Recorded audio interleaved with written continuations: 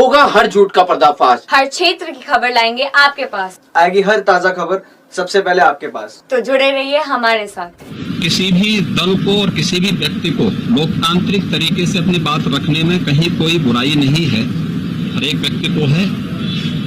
नियमानुसार अगर उन्होंने कोई परमिशन मांगी होगी तो पुलिस उन्हें सुरक्षित और सही मार्ग अवश्य देगी और परमिशन भी देगी, इसमें कोई संदेह नहीं।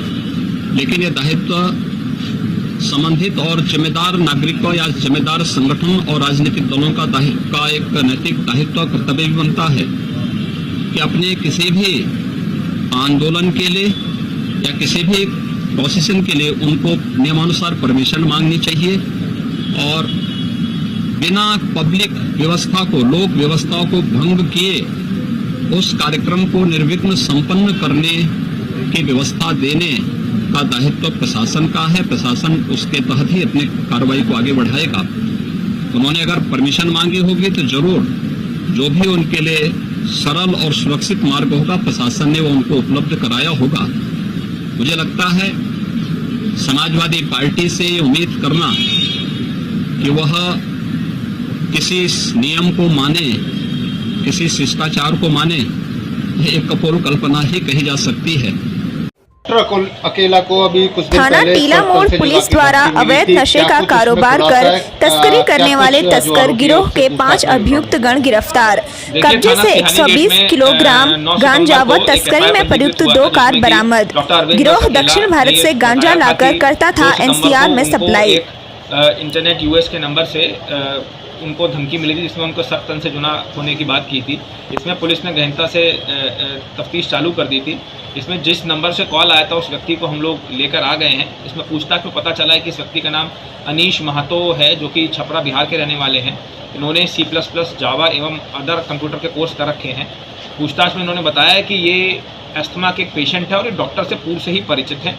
ये डॉक्टर से अगस्त एंड में अपने मित्र करण चौहान के यहाँ मिले थे, जिसमें कि करण ने इनको मिलवाया था और डॉक्टर से इन्होंने अपने उपचार के हेतु बातचीत करी थी।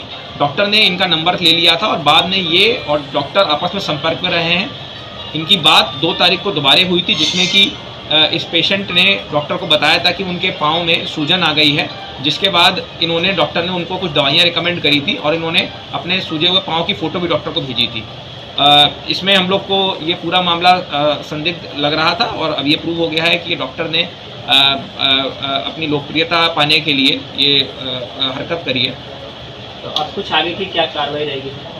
इसमें डॉक्टर के विरुद्ध झूठी सूचना पुलिस को देने के लिए, भ्रामक सूचना देने के लिए हम इस मैटर को एक्सपंज करके इसमें जो भी आवश्यक वैधानिक कार्रवाई है हम तुरंत करें। सर 2 क्वेश्चन इसमें अहम है। एक तो ये जो मरीज आप बता रहे हैं जो डॉक्टर से बात कर रहा था, ये डॉक्टर को पेमेंट कर रहा था या नहीं कर रहा था। दूसरा ये कि ये अपनी डीपी पर और जो नंबर ट्रेस हो रहा था वो किसी स्टीवन ब्रांड के नाम से हो रहा था, तो उसका क्या कारण इसने पूछताछ में बताया है? देखिए ये पेमेंट के बारे में, क्योंकि ये पूर्व में ही परिचित थे और इनके मित्र जो हैं करण चौहान जिनका आचार का होलसेल का काम है, उसके ऑफिस में उनसे मुलाकात हुई थी। तो ये क्योंकि उसके माध्यम से परिचित थे, इनकी मित्रता थी, तो इनमें कोई कंसल्टेशन फीस का आदान प्रदान नहीं हुआ था। और जो दूसरा सवाल आपने पूछा है उसमें ये नंबर बता रहा है कि क्योंकि ये मालवीय नगर में रहता है, अपना टशन दिखाने के लिए इसने ये इंटरनेट को देख के ये कोई वर्चुअल नंबर क्रिएट करा था, जिसमें कि इसमें जो डीपी वगैरह ये इंटरनेट के थ्रू ही अलॉट होती है और वो नाम भी इंटरनेट के थ्रू अलॉट होता है, तो इसने स्पेसिफिकली कोई ऐसा नाम नहीं रखा था। क्या कारण रहा सर? डॉक्टर के पास कई मरीज आते होंगे, इसी को इस सस्ती लोकप्रियता के लिए चुना, जबकि ये उसकी जानकारी में भी था। संभवतः ये कारण हो सकता है क्योंकि ये जो नंबर है इसने इंटरनेट पे बना रखा था और ये यूएस का नंबर एक दिखाई दे रहा था, तो संभवतः इसको उनको बताने के लिए कि भाई मुझे इस नंबर से थ्रेट आया। थाना टीला मोड़ पुलिस द्वारा अवैध नशे का कारोबार कर तस्करी करने वाले तस्कर गिरोह के 5 अभियुक्त गण गिरफ्तार। कब्जे से 120 किलोग्राम गांजा व तस्करी में प्रयुक्त 2 कार बरामद। गिरोह दक्षिण भारत से गांजा लाकर करता था एनसीआर में सप्लाई।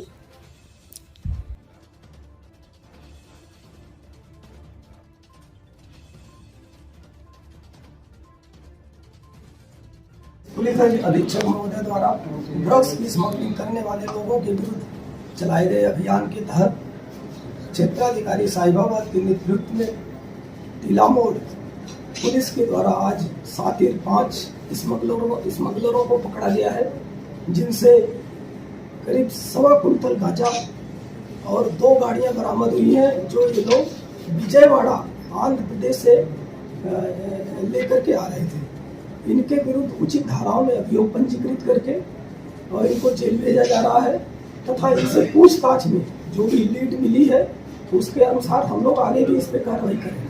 ये सभी लोग कहाँ के रहने वाले थे सर? ये कुछ लोग इसमें मेरठ के रहने वाले हैं और कुछ लोग गाजियाबाद के हैं। इसमें मेन जो अभियुक्त है, जो मेन इनका लीडर है, वो है नसीम उर्फ चांदी।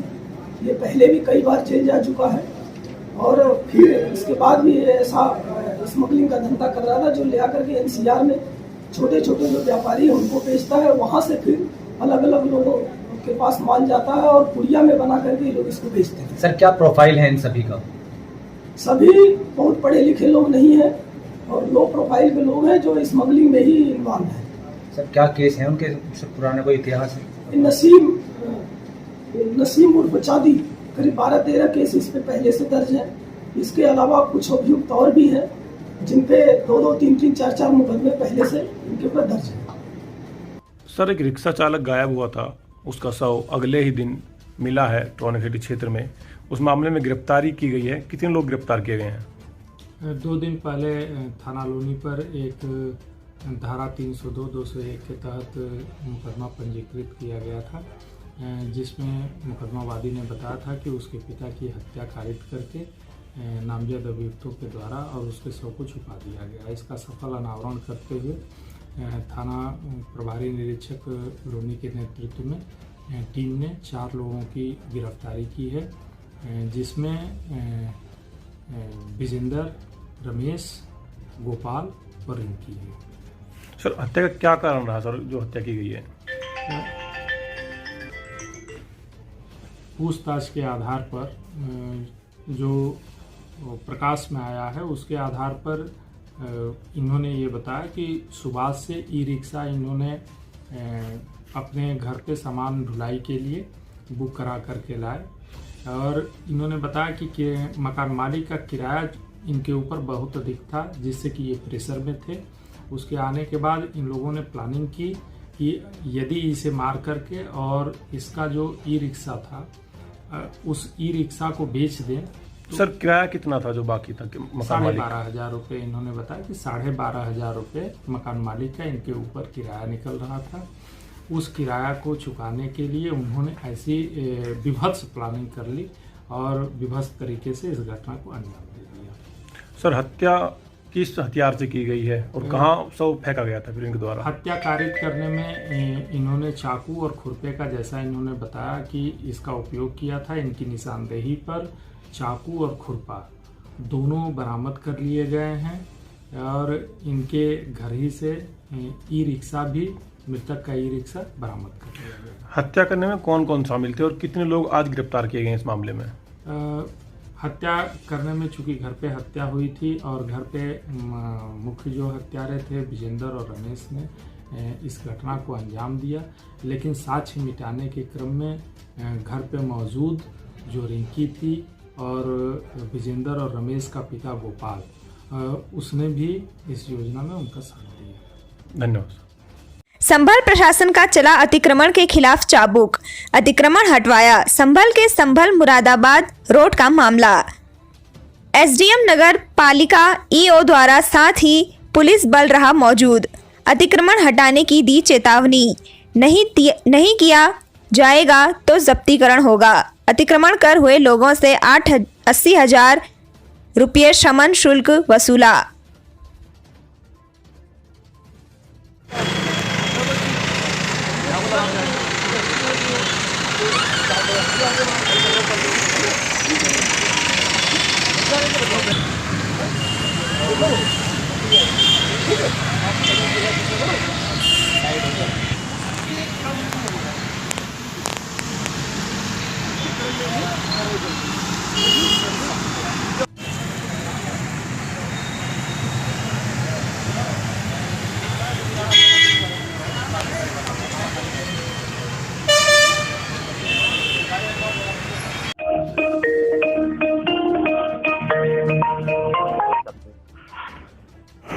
इंदिरापुरम थाना क्षेत्र के अभयखंड चौकी क्षेत्र में एक फ्लैट के अंदर चोरी की घटना हुई थी, जिसके बाद से हमारी टीम लगातार सक्रिय थी।